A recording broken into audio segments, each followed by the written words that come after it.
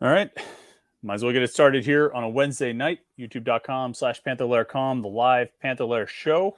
It's me, Chris Peak from Panther-Lair.com. We'll be joined shortly by Jim Hammett from Panther-Lair.com, Panther-Lair.com, Pittsburgh.rivals.com as people roll in to the studio here, getting things started. You know the deal, of course, Panther-Lair.com, Panther-Lair.com.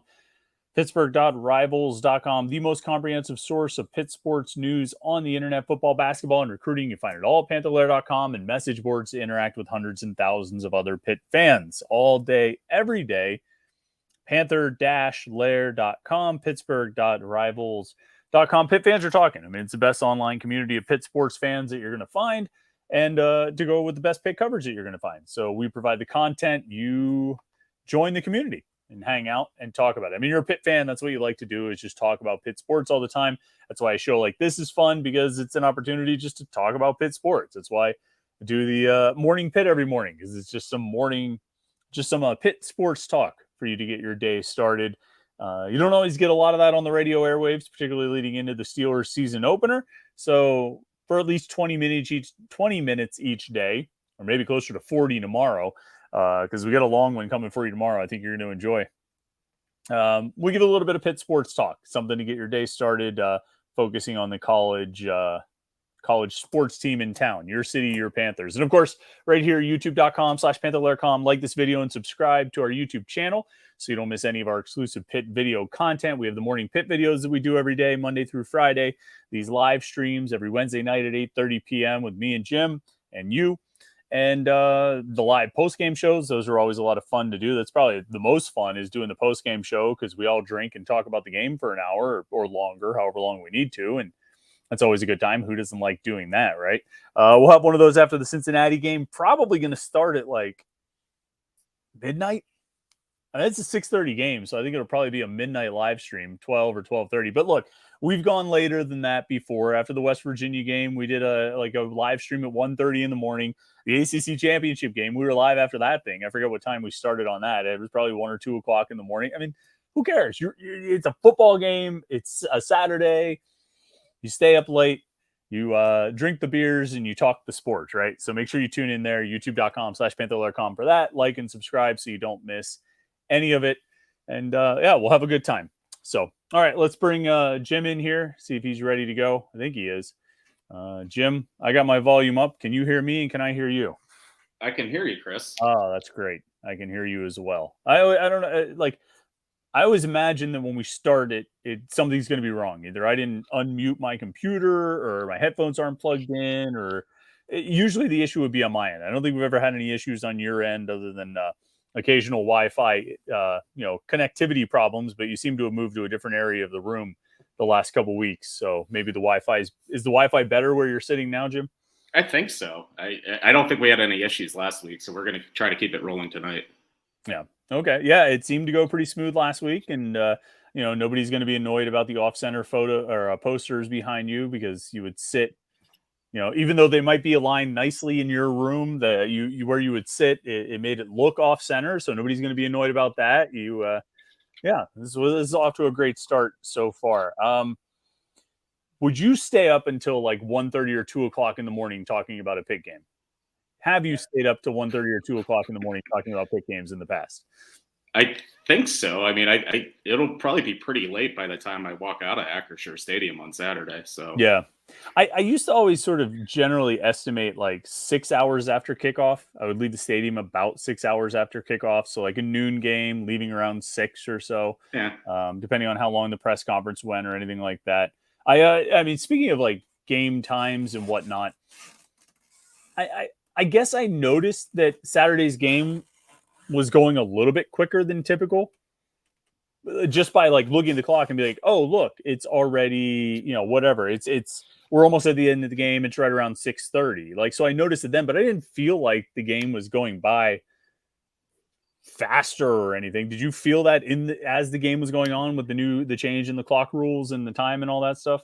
No, and I think some coaches are probably being a little bit babies about it. I forget who said they were like, oh, we only got the ball 3 times in the first half or something. I didn't notice a big difference. Pitt ran 77 offensive plays. I mean, that's kind of what you would expect in a game. I mean, obviously Wofford didn't run as many plays, but right.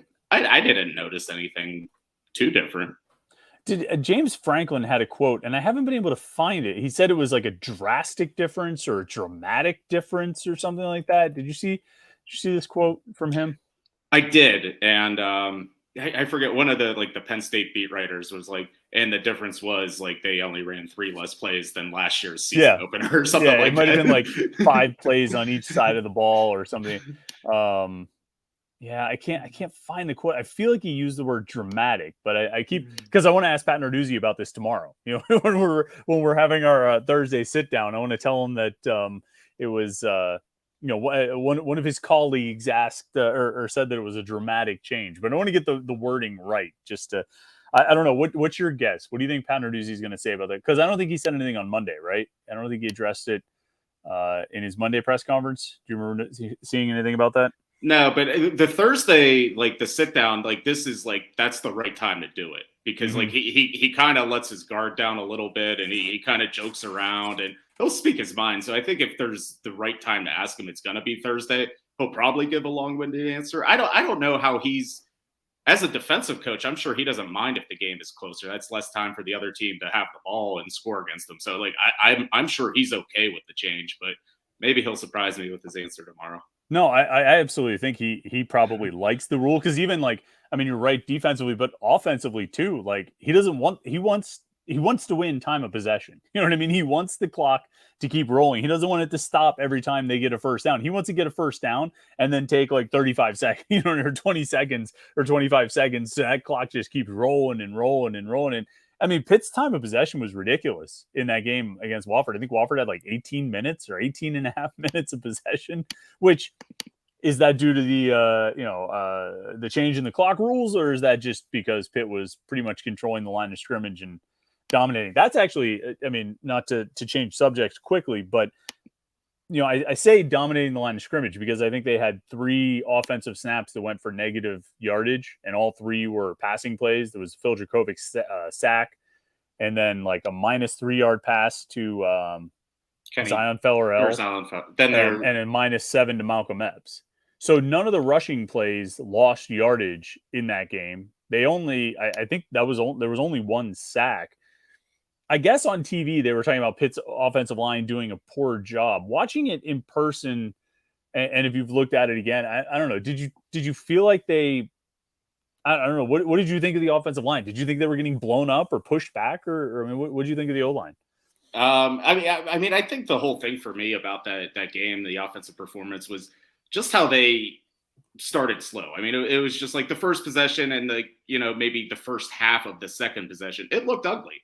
I mean, I think I figured out it was they ran 14 plays and gained 26 yards, on their first 14 plays. Yeah. Then it all clicked. But I thought the offensive line was fine after that. I mean, I think the running backs, they rushed for 217 yards. They had 491 yards total offense.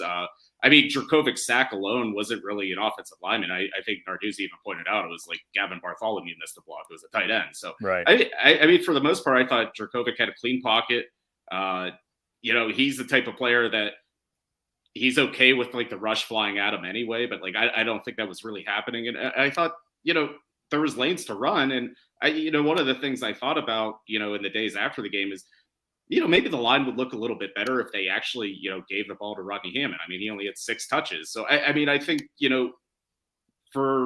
they had 8 different ball carriers and 13 guys catch passes. So obviously that game was just an experiment to get everyone involved, in which they did. And I thought it was successful, and I'm sure things will look a lot different on Saturday. Yeah. Our guy, Josh Hammock, who does the film breakdowns for us, said that Wofford was doing a lot of slants and really kind of, messing with Pitt up front, which maybe was a good test and maybe not necessarily something that Pitt planned for or practiced for. Cincinnati's going to run a 3-man front, similar to what Louisville did last year. And so, they've got some experience playing against that kind of thing, and they can take a week to prepare for it, even though it's got its own challenges.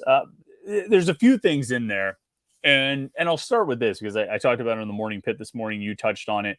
Rodney Hammond, 6 total touches, should have been 7, but he dropped a pass, one that was in his hands or should have been in his hands. But 5 rushing attempts.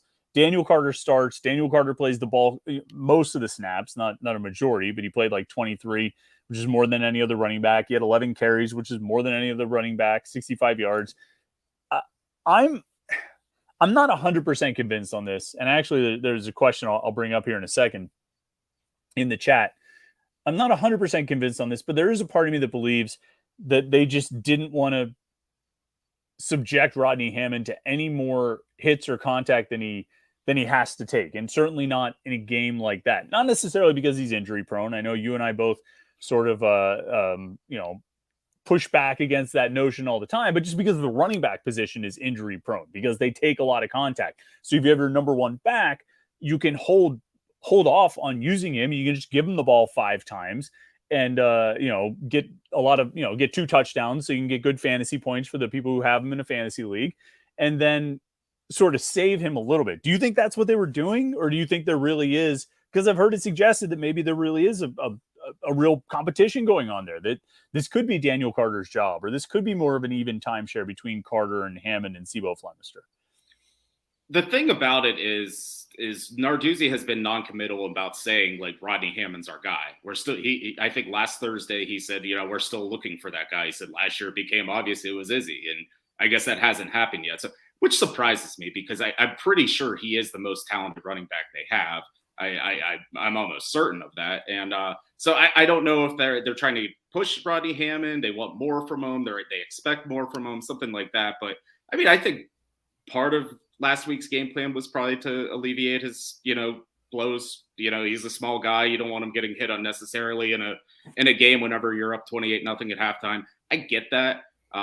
So it'll be interesting to watch this week because I do think he's your best running back, but the way Narduzzi has worded every question about it has been unique. He's just, Daniel Carter, Cibo Flemister, the group. And he never even mentions Rodney Hammond by name, which is very weird to me. Yeah. Josh Newark has, he pointed it out. He says, one of Pat Narduzzi's last pressers before the season threw some veiled cold water on Rodney Hammond being the starter. What makes you confident he truly is the man versus Narduzzi going with the hot hand? Second, is running back going to be a problem? I don't remember. I don't know if you remember the quote he's talking about, but it sort of seems like the general tone of, like you said, what he's sort of done all season when he's, asked about running backs, asked about Rodney Hammond. He talks about Daniel Carter. He talks, he always sort of throws in an extra mention to Cibo, but they did list Rodney Hammond number 1 on the depth chart, which we know depth charts don't matter. But why put him first with oars between Daniel Carter and Cibo Flemister if it really is like this ongoing battle? Why not just do Hammond or Carter or Flemister? You know what I mean? Yeah, I mean, I've learned not to take too much from the depth charts from week to week. I mean, they are strange and they're not always accurate, but I mean, I do think he's their number 1 guy. I don't know why the wording in the press conferences and some of the answers lately have been that it's more by committee or they're waiting for the hot hand to emerge. So I believe from what I've watched through all these guys playing for a couple seasons at Pitt, I believe Rodney Hammond's their best option back there. So it'll just be interesting to watch this week how that play distribution goes about. I could see some sort of psychological work at play. Rodney Hammond is a confident young man. All these guys are very confident, but I mean, he certainly, I think he's expressed himself a number of times to show that he's got a lot of confidence, and maybe they feel like, we just want to occasionally remind him that he still makes mistakes. I think he might, maybe he's prone to mistakes or prone to maybe not paying as much attention to details as you need out of your number 1 running back. Maybe the coaches believe he is, I mean, as you say, their most talented back, their number 1 back, but not that he would be lacking for motivation, but you want to keep him motivated. So you run them like you ran them in the Wofford game. You talk about it the way they've been talking about it. Even yesterday, Andre Powell was pretty non-committal about who's the top guy and who's going to be first. And I was like, well, is this coach's gamesmanship and they're just playing coy. So Louisville doesn't know who to expect. I mean, I don't know. Rodney Hammond fumbled in or close to the red zone against Louisville last year, right? I said Louisville, but I meant Cincinnati, obviously, a second ago. Maybe Scott Satterfield would like to see Rodney Hammond because he fumbled there. I doubt that's the case. Although, speaking of that Louisville game, Andre Powell had an interesting quote where I asked him about, the running backs catching passes because, there's a good amount of that. Sibo Flemister had 2 catches. Hammond had a catch. Lloyd had a catch. And so I said, you feel like that can be more of a weapon this year. And he said, yes, but it's really about just taking what's there, like not forcing the ball when you have good options underneath. And he specifically referenced the Louisville game and said, at Louisville last year, we had, situations where we forced the ball. And I think it's pretty clear what he's referring to, the 2 interceptions at the goal line, forced the ball when there were good options underneath. And so maybe Phil Dracovic is a little more prone to, looking for those options. It paid off, right? I mean, Sibo had a ton of yards after the catch. He had a 22-yard catch and a 13-yard catch. I'm of the mind that Rodney Hammond, if he catches the ball that he dropped, gets a giant pickup there, a giant gain, possibly a touchdown. He also had a 15-yard reception. These guys can make plays. I guess is my point is they're good players in the passing game. Certainly Flemister and Hammond. I don't know about Daniel Carter as much or Derek Davis, but I think they're going to get yards out of those guys. So while we've spent all this time talking about the receivers and the tight ends, running backs can end up being a pretty, playing a decent, substantial role in the passing game this year. Yeah, and I even think that that Rodney Hammond 15-yard catch, it was because of a penalty. I think he actually gained like 37 That's yards. Right. They called it back, so he did make a play on the ball. So I do want to go back because I found the quote that Josh Newkirk was talking about the Thursday last week before the game. He said, right now we're looking for someone to take it over. Right now it's a committee of guys. Daniel's good, Sibo's good, and of course Rodney. We'll find out where it goes from there. Who is durable, who is hitting it, who's hot. We'll start to figure that out. Is it hot by game or is it hot by year? I don't know. We'll figure that out as we go through the season. So, referring to him as of course Rodney, like says to me like, yes, we know this is our number one guy, but we need him to do more. We need it. We don't want him to get comfortable. We don't want him to get complacent. We need him to keep working and all that kind of stuff. Like it's obvious. It's obvious that he's the number one guy, but they need him to be in this competition. Over under 20 and a half rushing attempts for Rodney Hammond on Saturday against Cincinnati. I mean, I think at this point I have to take the under just because, he's only coming off five attempts last week and the head coach won't say he's the number one back. But I mean, I there's definitely a scenario whenever, Pitt's kind of, if they're up, in the second half and they need to eat some time, like I expect him to get the ball. So I guess I'm in wait and see mode too. I'm waiting to see who takes that number one position, just like the coaches are. Also in the category of things that may or may not mean anything, and I think a lot of people who probably listen to this know, with our midweek interviews, we get 2 assistant coaches and a handful of players, usually about a half dozen or so players. None of these are, they come out for interviews on Tuesdays and Wednesdays. None of them are requested or anything like that. They're chosen for us by the coaching staff and the sports information department. They choose which coaches we talk to each week. They choose which players we talk to each week. And we talk to Andre Powell, running backs coach. And a lot of times they'll try to be considerate of our goals and our intentions that, if you have a position coach, like we had Ryan Manilak on Tuesday, and we got Solomon DeShields on Wednesday. So you can make an article about linebackers and you've got the position coach and you've got a player at that position. So we had Andre Powell on Tuesday. No running backs came out on Tuesday or Wednesday though. So again, things you could or could not read into, it's up to you, but it's interesting that they didn't make any of the running backs available for interviews midweek. Did anybody talk? I went over and talked to our old friend Sean Watson after the game, interviewed him on Saturday. Did any running backs come out in the post game for Pitt? No, it was Phil Dracovic and Mumpfield representing the offense. So no running backs there either. I mean, you got one guy who scored. I mean, let me check my math here. So they scored 6 touchdowns in the game, right? Yes. Half of them were scored by running backs, correct? Okay. And you don't bring any running backs out. No. You bring out Konate Mumfield, who caught 3 passes for 34 yards. Not the running backs. I don't know. Maybe there's something there. Maybe there's not. Maybe we could just manufacture something. Should we start a running back controversy? Is that what's happening now? Pitt's got a running back controversy. I think we're 20 minutes into a running back controversy. Well, I mean, I talked for a while by myself for 2 or 3 minutes. So we're about 15 or 16 minutes into a running back controversy. Poll question: does Pitt have a running? Actually, that was the second half of Josh's question. Is running back going to be a problem? If for all that we're talking about this, I still think they're all really good players, and I think it's a good running scheme, and I think it's a good run blocking line. I'm still not really concerned about Pitt's rushing game. Should I be? Should we be like raising an eyebrow at the run game, or should we just assume they're going to be fine? I assume they're going to be fine. I mean, again, it was 217 yards last week. I mean, everything was kind of moving right along anyway. Yeah. Here, Ryan says, I remember someone on the Lair said Hammond was banged up in camp, maybe taking it easy with him week 1. I think there could be some truth to that. I think,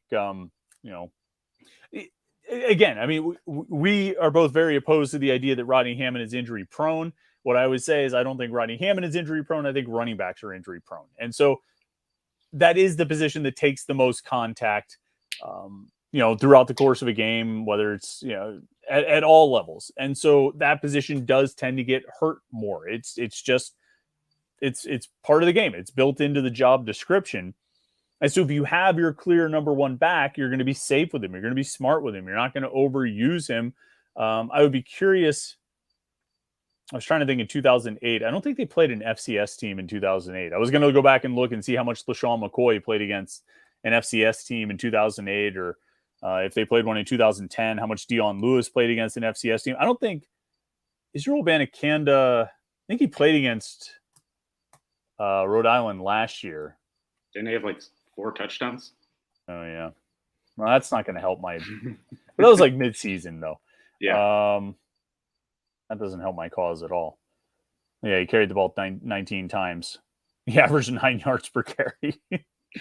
All right, so maybe that theory is out the window. But anyway, I could see them taking it easy with him, being careful with him, trying to minimize the contact. All right, let's move on. Do you have any other thoughts on the running backs? Is there anything else we need to say there?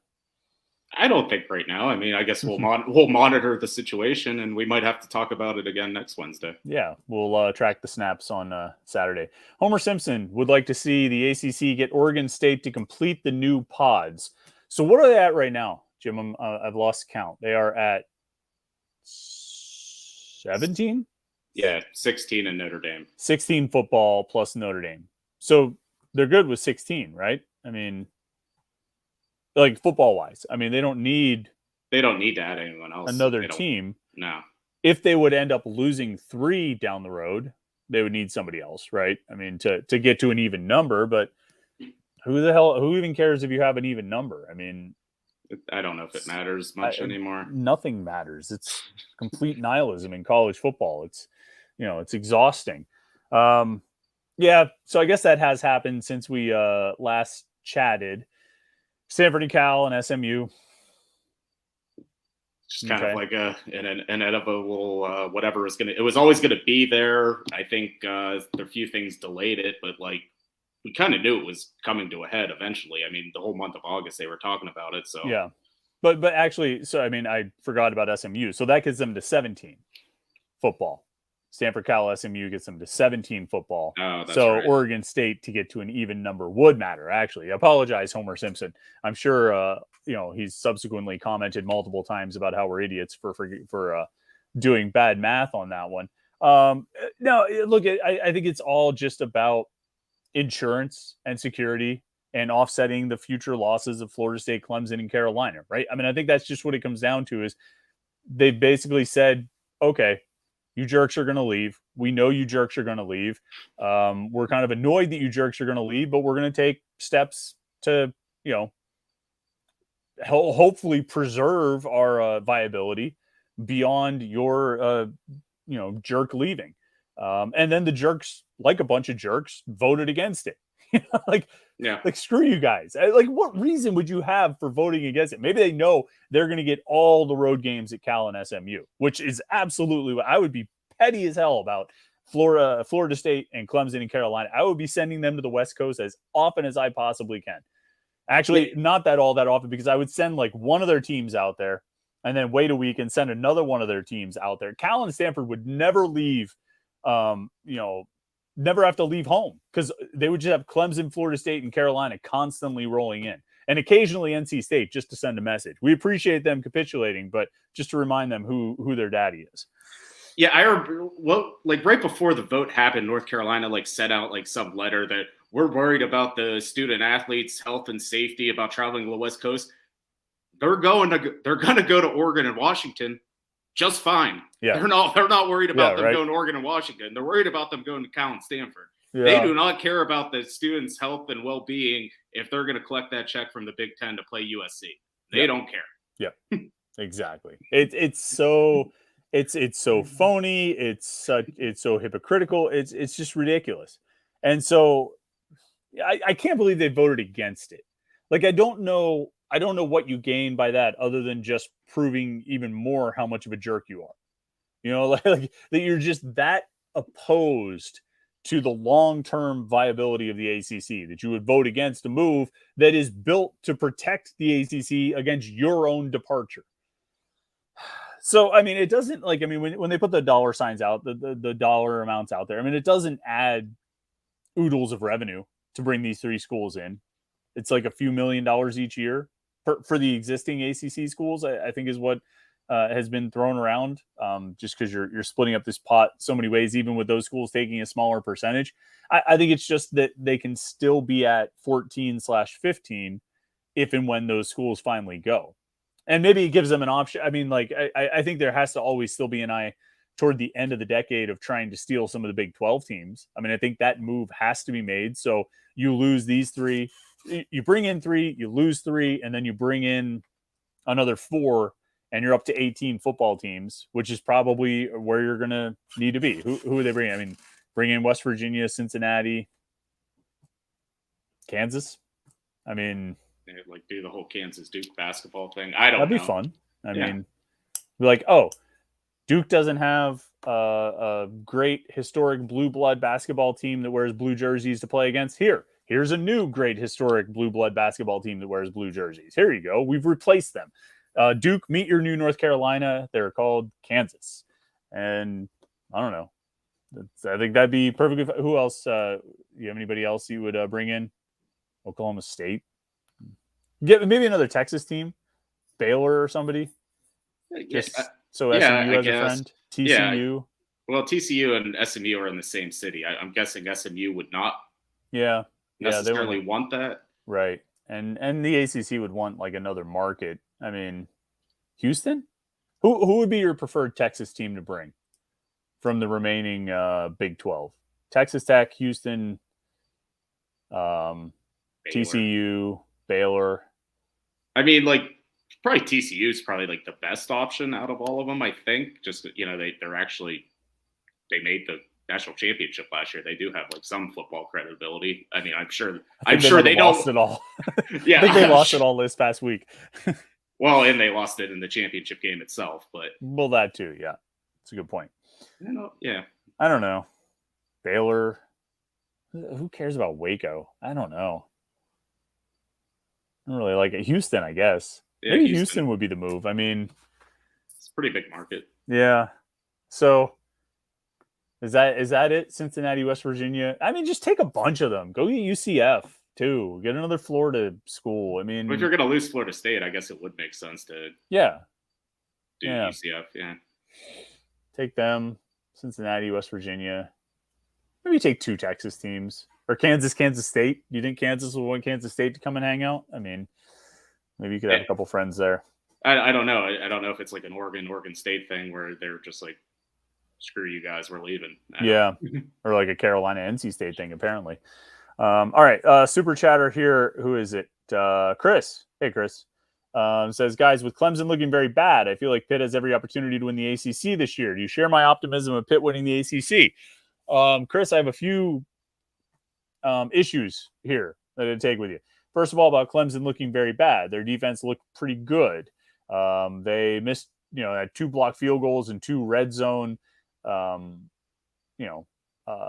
fumbles, right? I mean, their offense looked pretty bad. Their defense was pretty good, or good enough, I would say.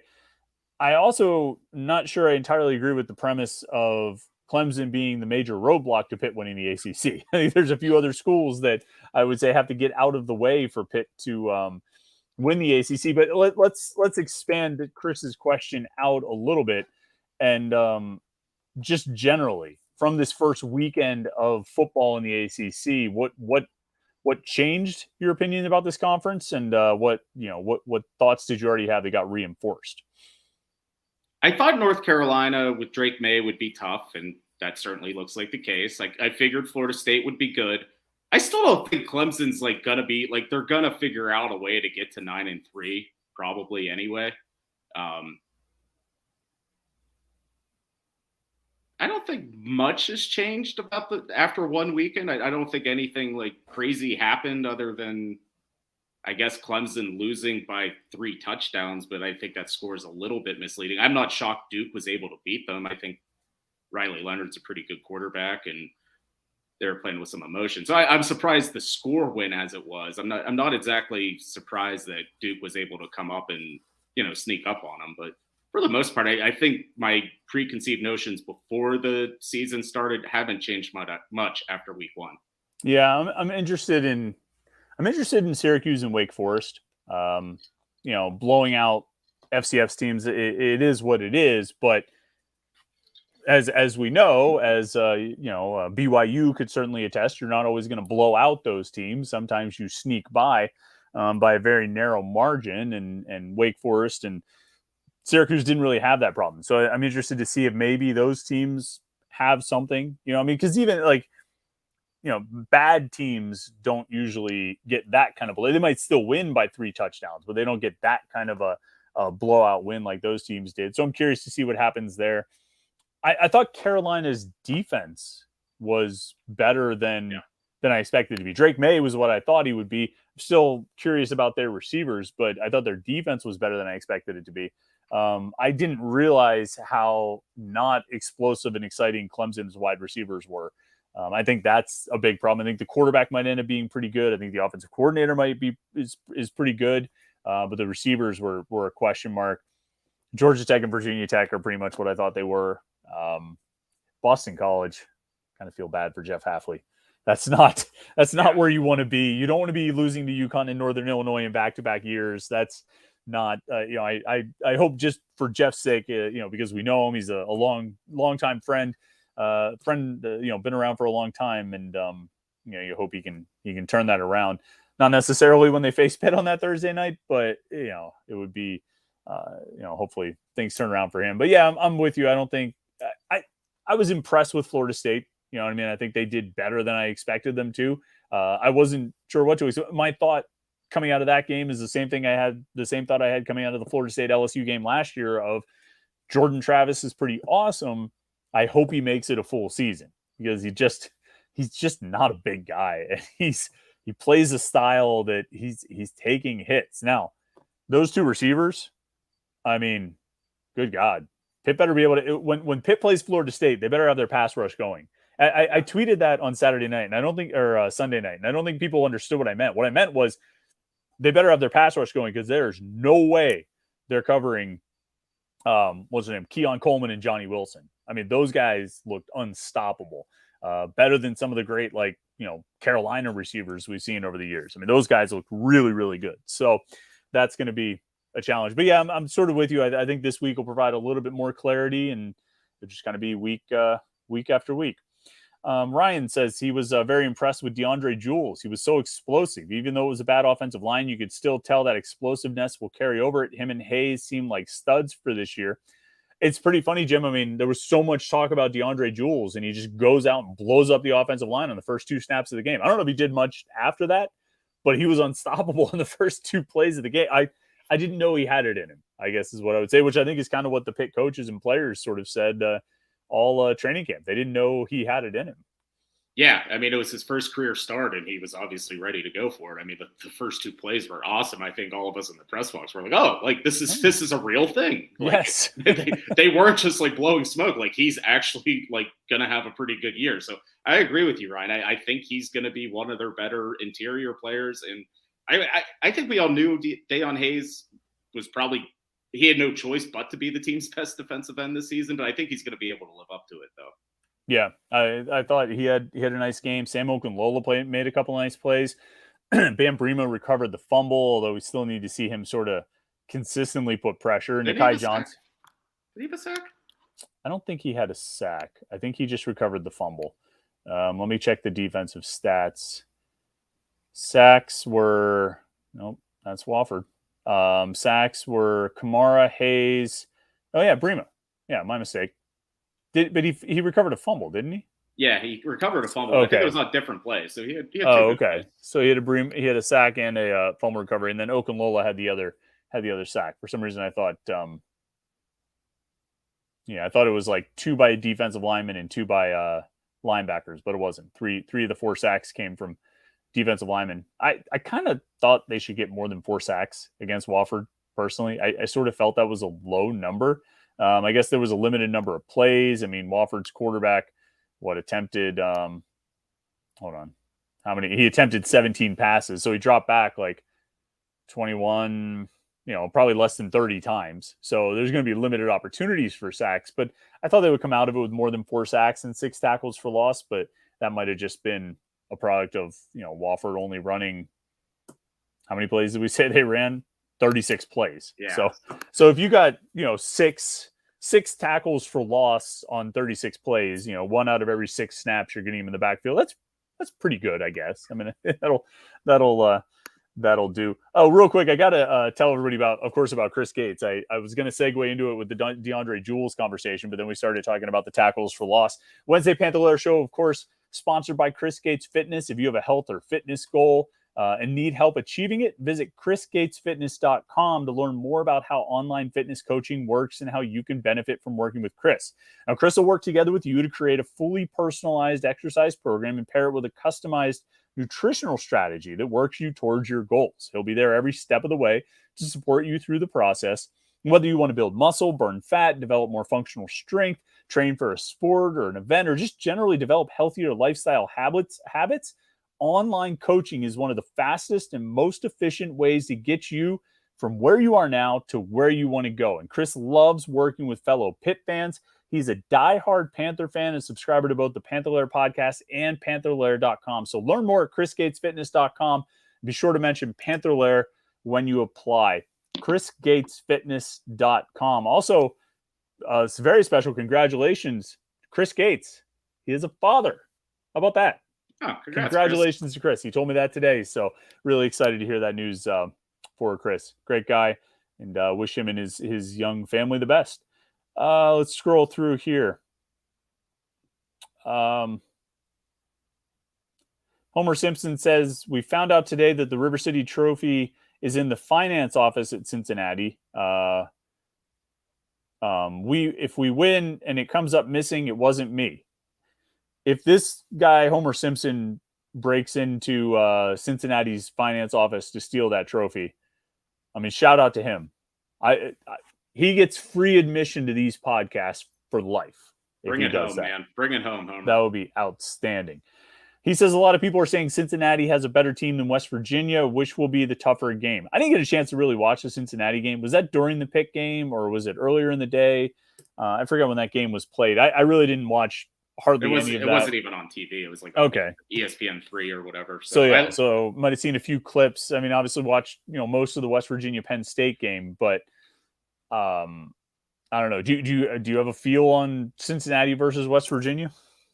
I think Cincinnati might be a better team, but I think just the environment Pitt's going to walk into in Morgantown might make for a tougher game.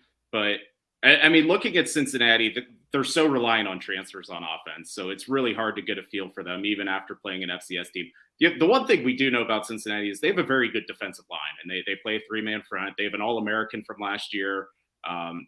He's really good, like Cansey level. He was like an All-American last year. So, I mean, that's going to be a problem in itself. So And with, playing that 3-4 alignment, that always kind of Yeah.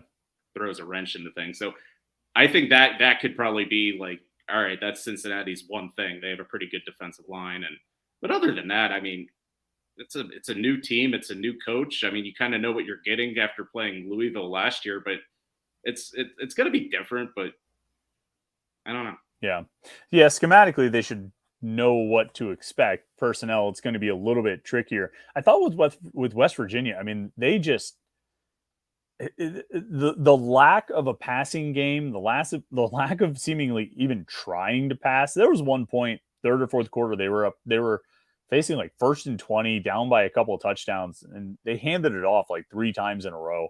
And actually got back to like 4th and 2 and ran a trick play that got blown up. And it was like, wow, you really don't trust your quarterback, to that extent that even at 1st and 20, when you're down double digits, you're still handing the ball off. I think if they can't throw any better than that, if they can't develop a passing game between now and 2 weeks from now, I think Pitt should be able to take care of business in that game. I mean, teams that can't throw don't usually have much success against Pitt's defense. You know what I mean? Like if you're run heavy. Now, West Virginia ran well against them last year, so they've got talented players who can run. But I think if that's kind of all you can do, I think Pitt can usually handle that, pretty well. Yeah, I mean, I think part of last year was like nobody knew who CJ Donaldson was, so he kind of snuck up on Pitt. But so that's not going to happen this year. I mean, they're gonna know who he is. They're probably not going to respect their passing game a lot, so they're going to key in on him. And I mean, I even think Donaldson ripped off a couple nice ones against Penn State. They kind of surprised them in that same way. They're just like, oh, they actually can run. We weren't expecting this at all, but I don't know. If they can't throw at all, I mean, he just looked overmatched against that Penn State. I mean, Penn State's really good. I mean, that defense is really good, but he just looked completely overmatched. Yep. Josh Newark says, can you touch on AJ Woods over Bub Means? I think he means a kick returner. We talked before, like, put your fastest guy back there. Just put your fastest guy back there, develop a good blocking scheme, execute it, and then have a guy who's fast enough to go. Honestly, I don't even care it's one of the least meaningful things because it's just all touchbacks anymore. Yeah. They won. They had one kick return on Saturday, right? And that was Woods. And he brought it out for 17 yards. And they were mad at him about it. They said he made a bad decision. It should have been another touchback. So let me see if I can. Where's the kicking stats? But they were all touchbacks. I mean, there aren't many kicking stats to speak of because Wofford only kicked off twice. But it's just going to be touchbacks. I mean, I don't really see. It doesn't matter to me. I just want to have a fast guy back there. So if by chance they get one to return, and if by chance they set up the return blocking well, they have somebody who can speed through there. And no, they shouldn't use their number one wide receiver as the kick returner, just like they shouldn't use their number one running back as the kick returner, just like they probably shouldn't use their number one cornerback as the punt returner. But I digress. It's fine. AJ Woods, he's fast. Great. Yeah, that's kind of where I am with it. And I think if Pitt would have received the opening kickoff on Saturday, it would have been Bub Means. I think because they were up 28-0, Narduzzi thought about it. He's like, we probably don't need to put him back here right now. So nope. I'm with you. I don't know if it like punt returner, there's like a chance to make a play. Like kick return, there's usually not. So like I would do like Nabucco back there or something like that. Like you might get lucky and let him just start running. Yeah, you might as well. A Hendy 30 wants to know any concern with the O-line, especially the left guard. I think we knew going in Jason Collier would probably be the weak link of the offensive line. I think there's probably stuff that they're going to do this week that they didn't do last week with the blocking.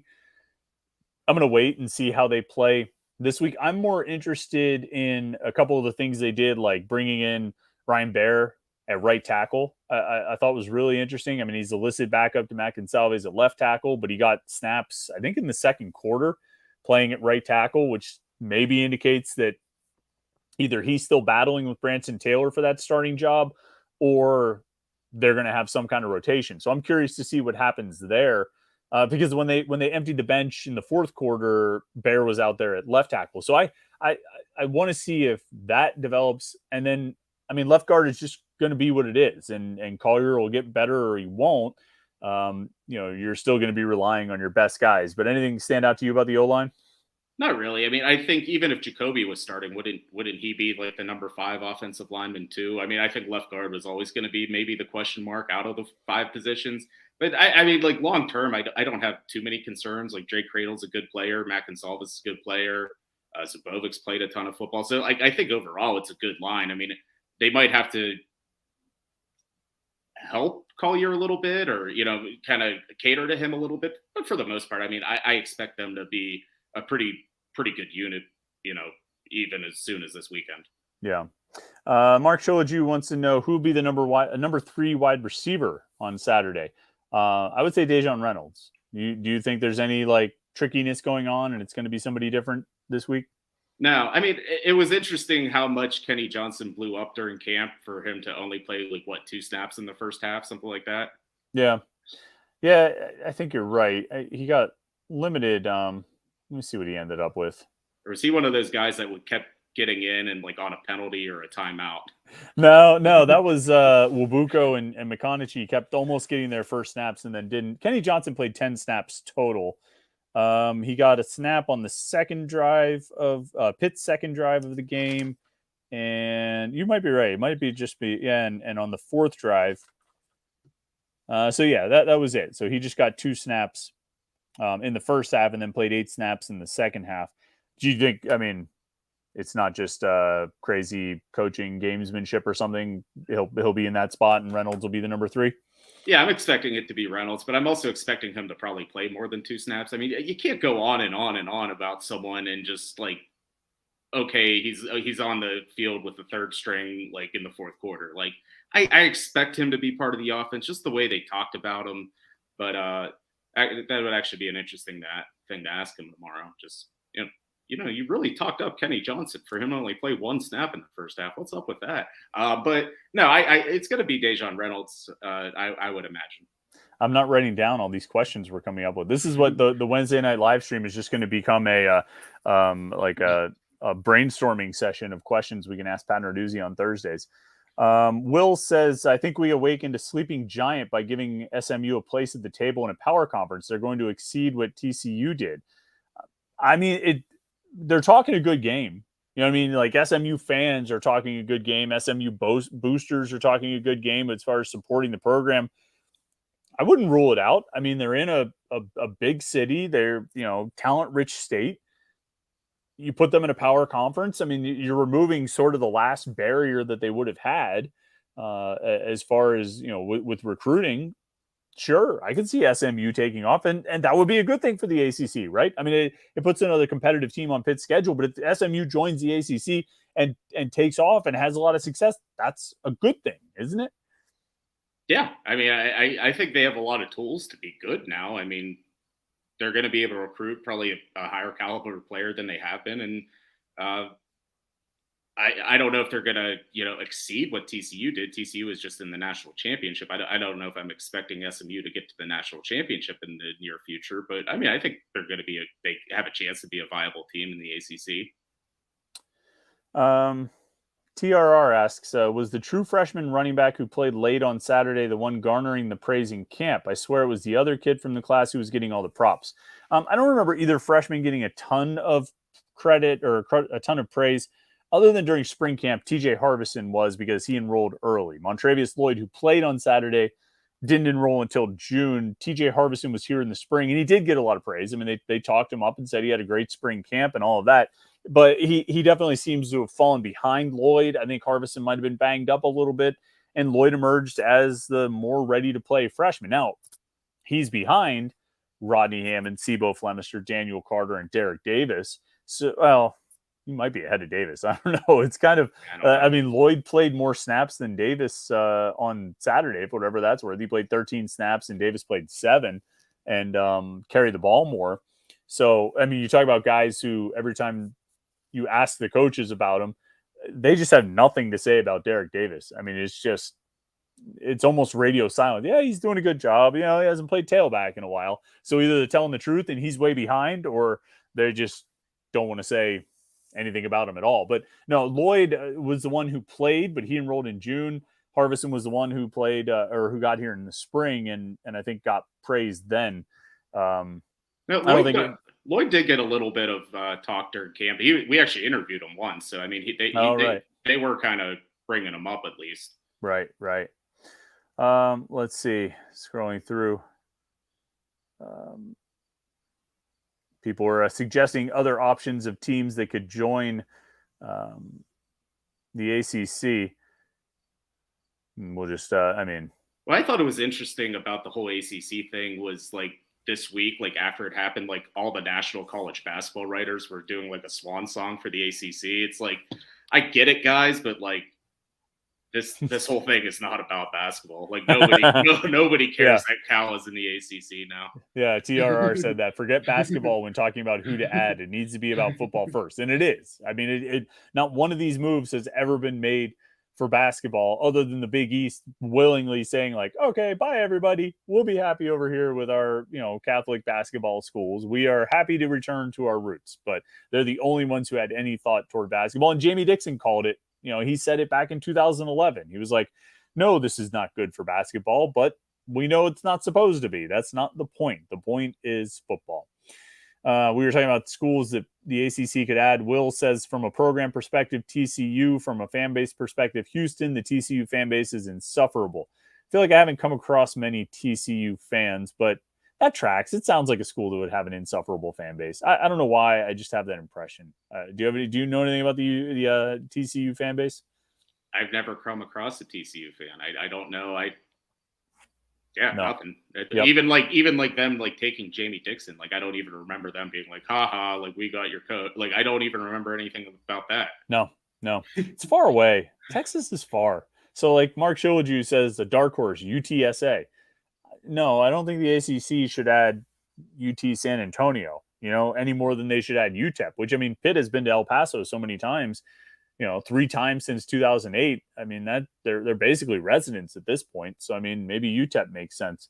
RJC Man 38 suggests South Florida. Who'd you rather have, Central Florida or South Florida? Central. Yeah.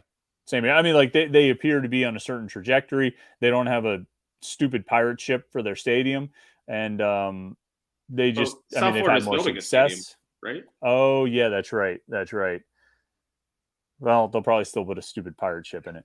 Homer Simpson says, after Clemson lost, Pitt is now projected to finish 4th, not 6th. So I don't know if he's referring to this specifically, but Bill Connolly, did you see this with the SP Plus? Yeah, which is not necessarily predictive finish 4th, just has the 4th best chance of winning the ACC. Based on predictive things rather than just resume. It's interesting, but it's after one more game. So it's tough to gauge much on those things. Mark Thurkel says 74 people are watching, only 9 are hitting like. I mean, come on, people. Hit the like button. Smash the like button. Austin Ferentz, which receiver gets targeted the most this Saturday? I think Mumfield can really get involved over the middle of the field on play action if we develop the run early. My personal thought is they're going to pepper Bub Means with targets. I think they're going to throw to him early and often. I think he had like 4 targets in the game on Saturday. I think that was intentional. And, they're not going to have 13 guys catch passes this week. He had 4 targets in that game on Saturday. He's going to have, I wouldn't be surprised if he has double digits. Actually, I'd be surprised if he doesn't have double digits. I'm thinking 10, 12 targets for Bub Means. I think he's the number 1 receiver in this game, and I think he's the guy that Dracovic goes to most. You picking Mumfield, or who you taking? I think dating back to my over-under episode, I think I kind of have to roll with like getting Bub Means the ball as much as possible. I think I'm like the only one on record that says he's going to have a 1,000-yard season. So yeah, I think Bub's due for a big game Saturday. That's a tough start. 39 yards. You got a long way to go. Will Z asks, I have a sneaky hunch that Sean Fitzsimmons is going to have a field day this Saturday. Could see DeAndre Jules having a day as well. Need the defensive tackles to feast to help out the corners. Fitzsimmons, obviously, as we know, I mean, he dressed but didn't play on this past Saturday, had all the look of someone who was banged up. Hopefully he's good and ready to go this week. We'll see. I don't really have any indication on that. like I said, I didn't really watch the Cincinnati game, so I can't say, well, it looked like their O-line was vulnerable here or there. But this week would be as good a time as any for Pitt's D-line to show that they can get penetration, right? I mean, it's just, no time like the present. Might as well start it this week, Yeah, I mean, this is the game, and yeah, if Fitzsimmons is healthy, I mean, I think he can contribute this year. We'll see if that happens on Saturday. Yeah. It's an interesting comment here. Will says the interior offensive line will have to shore up their communication, or Corleone will have a field day. I was listening to the Panther-Lair radio show earlier this evening. I was driving around, and Pat Bostic was on there, and he was saying that, first of all, it's got to get confusing when Larry Richards like, well, Pat, what do you think about this? Like, which Pat are you talking to? Although I think he says coach for Narduzzi. But he had, Bostic was saying that he was surprised that who did Cincinnati play? Was it Tennessee State or East Kentucky. Tennessee? Eastern Kentucky. God, I got that all mixed up. I knew it was something like that. Eastern Kentucky was able to break some more runs than he expected, particularly against that defensive front. That they were able to pop some runs and kind of get some holes to run through. And he was sort of surprised that Eastern Kentucky was able to have the success that it did against the Cincinnati O-line. I don't know how much they actually finished with, but it sounded like they were able to at least find a little bit of success there. Cincinnati might have been playing a very vanilla defense, not doing many things up front to try and confuse, Eastern Kentucky's O-line, but there might be some possibilities there. There might be some options and some openings against that defensive line, but it's so tough when you have these 3-man fronts. We were talking to Blake Zabovic about it today. You don't know who's who. It's a lot harder. And I mean, we all know this. We watched the Steelers do it for 40 years or 30 years or whatever it's been. You don't know who's coming, and you don't know where they're going, and so Pitt got a lot of pressure up the middle, according to Narduzzi, right? The A-gap pressure and all this stuff. It's going to be on 2 6th-year seniors and a 5th-year senior to figure out their communication, figure out the identification, and work together to sort of keep that, because it really does. I mean, on one hand, it flushes Phil Dracovic out of the pocket, which is not the worst thing, but there's just nowhere to step up. I think Narduzzi said that, right? There's nowhere to step up when you get that pressure up the middle. So I think it's a big game for those guys in the middle of the offensive line, for sure. I don't know if there's anything that, anything we can really do about it or say about it, and just watch and see what happens, right? But you have the guys that you would want to have there. You have 6th-year seniors, 5th-year seniors, you have veteran players who should have the knowledge, right? Mark Shoju wants to know, do you have a score prediction? He was asking this to you, Jim. He didn't say Jim's score prediction, but he meant you. Oh, so. I've already been asked a few times this week. I think what the opening line was about 7, right? Yeah. Is it still? I don't know if it still is, but I can buy that. But I don't, I like something like 28-21, 27-20. I mean, I think it could be right on that line. I think Pitt's going to win, though. Okay. I still see -7 on scoresandodds.com. Okay. So nothing has changed. But I mean, this also says it opened at 3.5, which I don't remember that happening. So unless that happened like before the season, like I'm not sure. Because I thought Sunday it came out -7. Yeah, that was the first number I remember hearing too. Will Z thinks 24-17 late field goal puts Pitt up 7 since he gets it down to the 20-yard line, but the defense makes a stop. Chris drinks whiskey from the bottle on the post game again. I don't have any whiskey, actually. I guess I should go get some whiskey. I kind of just enjoyed having a beer, but when it's late like that, we might need a little bit of extra energy. Kick it into gear. But 24-17, I mean, I could see that. I think you'd like to see this offense go off for more than 3 touchdowns, but I could see a 24-17 game. They're still figuring things out. Let's see what else. Get a couple more questions in before we bolt out of here. Everybody, all the questions are from people named Will. There's Will and Will Z. Will, not Will Z, just Will says, do you see a big day for the tight ends this Saturday? Tight ends had a big day on last Saturday, but everybody did in the receiving game.